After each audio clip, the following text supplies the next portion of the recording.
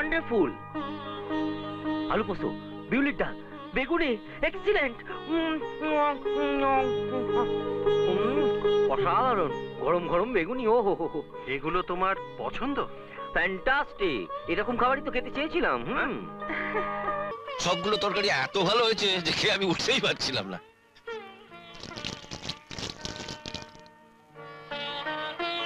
যা যা যা যা যা। হ্যাঁ, এক মিনিট, মাত্র চলতে হয়েছিল না, মনে আছে? শুদ্ধ খেয়ে নি। ফ্যান্টাস্টিক।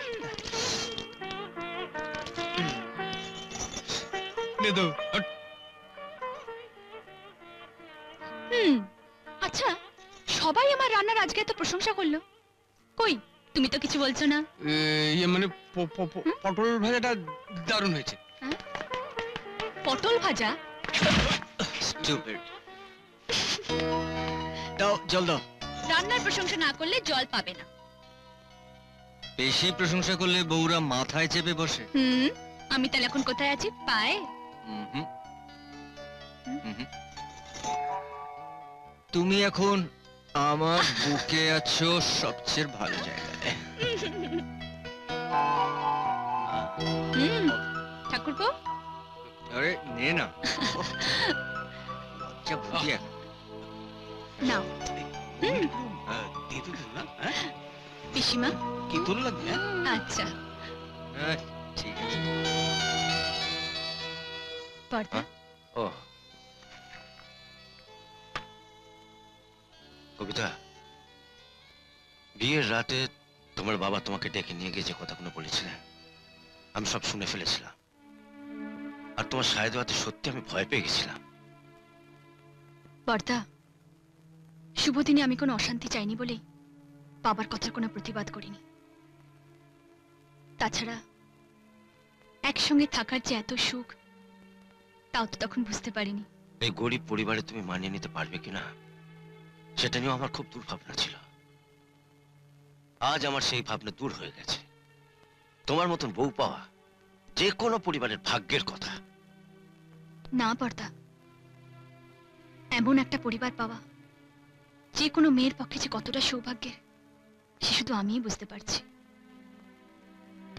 আপনি আমার রান্নার প্রশংসা করেছেন, কিন্তু আমি নিজে খেতে বসে দেখেছি ডালে আমি নুন দিইনি, নিরামিষে ঝাল বেশি হয়ে গেছে, আর মাছে তো আমি হলুদ দিতেই ভুলে গেছি।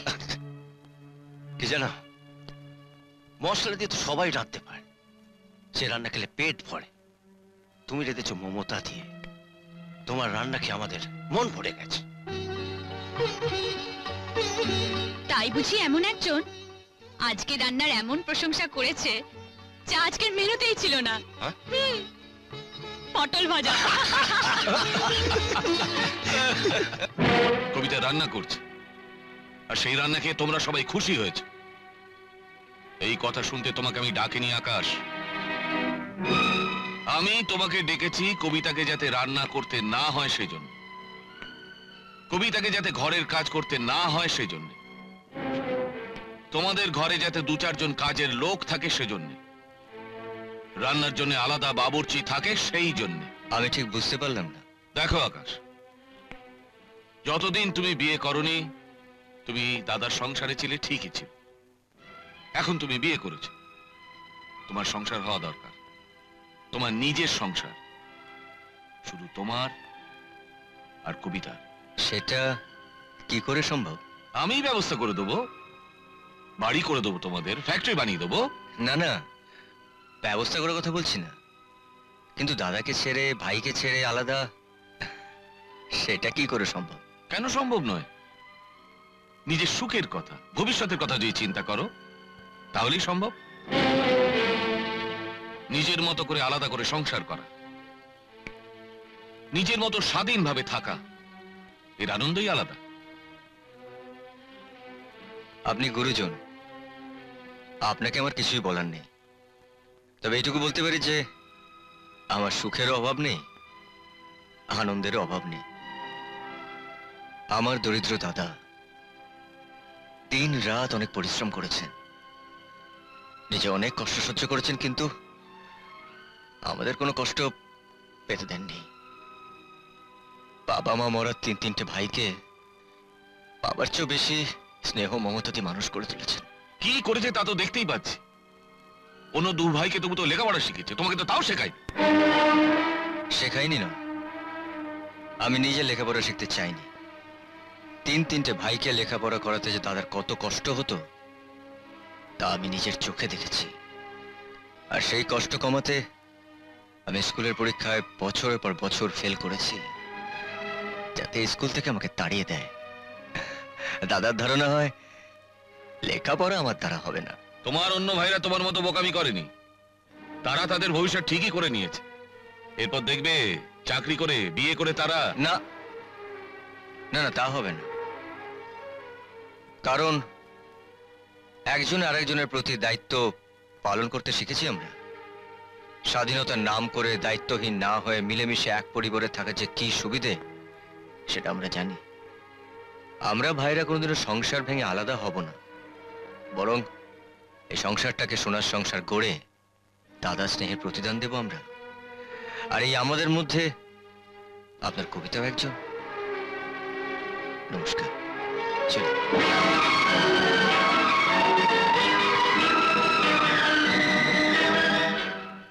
আরে তোর বৌদি না আজকে নানা রকম সব তাই? রান্না করেছে।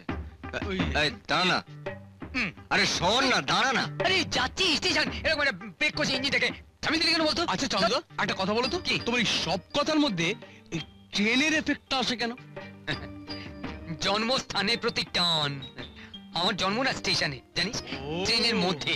হ্যাঁ, তাই ট্রেন দেখলেই না কিরকম একটা হয়, মানে ট্রেনের মতো সবসময় দৌড়াচ্ছি, থামি না। তোমাদের আর কি, তোমাদের কি যায় আসে? তোমরা তো সবসময় গল্প করছো আর খাবার সময় হলে খেতে যাচ্ছ। আরে খাওয়ার সময় তো হয়ে গেছে, চল না, খেতে চল না। না না, টাইম নেই, একদম টাইম নেই।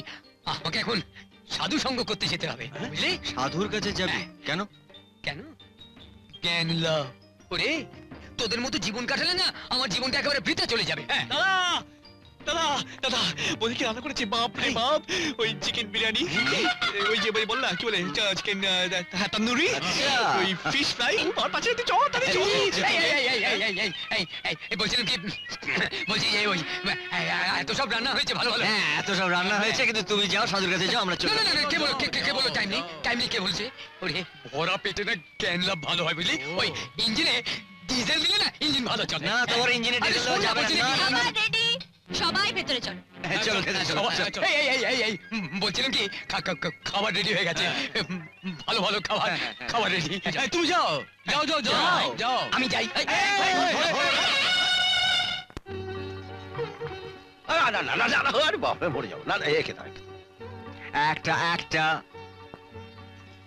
বাবা কত বড়।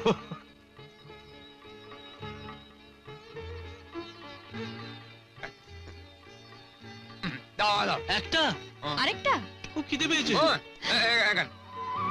আর না, আর না। দেখেছো, যাও। কি গো, প্রদীপকে দাও। প্রদীপ নামে তোমার কোনো ভাই আছে নাকি? থাকলে তো টেরই পেতাম। আমাকে বৌদি বলে ডাকতো, আমাকে তো একজনই বৌদি বলে ডাকে, তাই আমি মনে করি আমার একজনই দেওর। ও বরাবরই মেয়েদের ব্যাপারে একটু লাজুক। হ্যাঁ, বৌদিকে বৌদি বলে ডাকতে অসুবিধাটা কোথায়? হ্যাঁ, ডাক।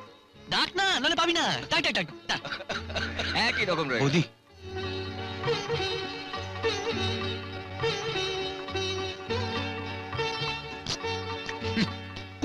খুব ভালো হয়েছে।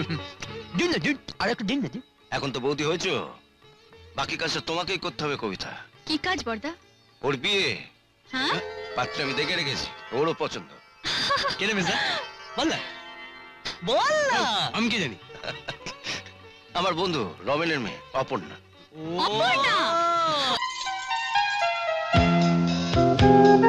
কি কেমন লাগছে? পছন্দ হলো? এ ভারী অন্যায় ঘন্টা মামা, এভাবে কেউ চুপি চুপি ঘরে ঢোকে? তুমিও তো বাবা কেমন চুপি চুপি ছবি দেখছিলে, তাই আমাকেও চুপি চুপি আসতে হলো। এবার বলো তো কেমন লাগছে? পছন্দ হলো? জানি না, যাও। ঠিক আছে, তাহলে আমিও রাজা বাবুকে বলি কি তার আদুরের বোনের ছেলে পছন্দ হয়নি। এই যে শোনো,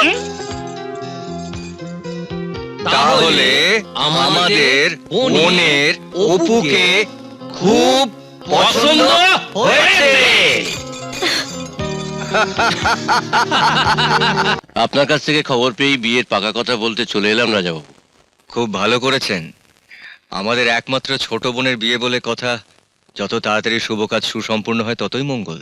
আমি কিন্তু অনেকদিন ভালো মন্দ খাইনি। হ্যাঁ, এবার ভাগ্নির বিয়ে উপলক্ষে 1 মাস ধরে খাবো। হ্যাঁ, আমি কিন্তু আগে থেকে বলে রাখছি রাজা। হ্যাঁ, আমি কিন্তু 1 মাস ধরে খাবো। হ্যাঁ। হ্যাঁ খাবেন খাবেন, তা তো খাবেনই, হ্যাঁ। তবে কিনা ওই হজমের ওষুধটা না সঙ্গে রাখবেন। এই ফালতু আস্তে। অপু, সেদিনকার ব্যবহারে আমি খুব অনুতপ্ত, তুমি কিছু মনে করো না। সেদিনকার ব্যাপারটা ভুলে যাও। না না, আপনি ওসব নিয়ে একদম ভাববেন না, আমি কিচ্ছু মনে করিনি। তা ভালো, কিন্তু বিয়ে বলে কথা, একটা দেনাপানার কথা তো থেকেই যায়। হ্যাঁ মহিমবাবু, পূজা হচ্ছে বাবা মাহারা আমার একমাত্র ছোট বোন। আমিও সুখের জন্যে সব কিছু করতে পারি। বলুন, আপনার যদি কিছু চাওয়ার থাকে বলুন। কি আর চাইবো রাজাবাবু, আমার তো সবকিছুই আছে। না না, তবুও সংকোচ করবেন না। যদি আপনার কোনো চাহিদা থাকে তো বলুন। পূজার জন্য তো আমি সব কিছু দিয়ে দিতে পারি। বোনের জন্য সব দিয়ে দিতে পারি এরকম কথা সকলেই বলে, কিন্তু দিতে গেলেই হাত কাঁপে। মহিমবাবু, রাজবংশের ছেলে আমি সারা জীবন শুধু 2 হাতে দিয়ে এসেছি। চান, আপনার কি চাওয়ার আছে চান বলুন। নিশিগঞ্জের মায়ের দিব্যি যা চাইবেন আজ আমি তাই দেব।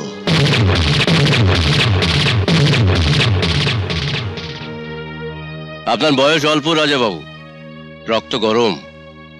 আজকের দিনে যতই একমাত্র বোন হোক না কেন, বোনের বিয়েতে দাদা সবকিছু দিয়ে তো নিঃস্ব হতে পারে না।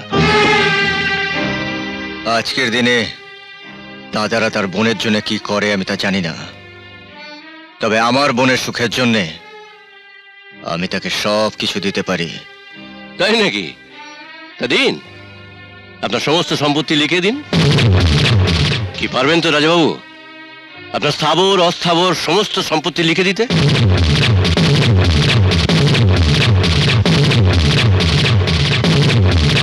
কি হলো, কি ভাবছেন রাজাবাবু? হয় না হয় না, সবাই তো আর দাতা হরিশ্চন্দ্র নয় যে প্রতিশ্রুতি দিলেই সবকিছু রক্ষা করতে হবে। কথায় আছে, কথা আর গুলি 2 সমান। বন্দুক থেকে গুলি যেমন বেরিয়ে গেলে আর থামানো যায় না, তেমনি কথাও আর ফেরানো যায় না। যাই হোক, আপনার বোনকে আমার খুব পছন্দ হয়েছে, আমার আর কিছু চাই না। আয় ফালতু। দাঁড়ান, আমি প্রতিশ্রুতি দিলাম, আজ থেকে আমার স্থাবর অস্থাবর এই সব কিছুর মালিক আমার ছোট বোন পূজা। সবকিছু ভেবে চিন্তে সিদ্ধান্ত নিয়েছেন তো রাজাবাবু? সিদ্ধান্তটা আমি আমার মাথা থেকে নয় মহিমবাবু, মন থেকে নিয়েছি। এখানে ভাবনার থেকে বেশি ভালোবাসা, একটা বোনের প্রতি তার দাদার কর্তব্য। তাহলে ওই কথাই রইল, যৌতুক হিসেবে আপনার সমস্ত সম্পত্তি আপনি আপনার বোনের নামে লিখে দিচ্ছেন। আরে মশাই, এতদিন তো শুধু আপনার নামই শুনেছি, আজ সচক্ষে দেখলাম। পাঁজি থেকে বিয়ের দিনটা তাহলে আমি পরে জানিয়ে দেবো। আজ আসি, নমস্কার। নমস্কার।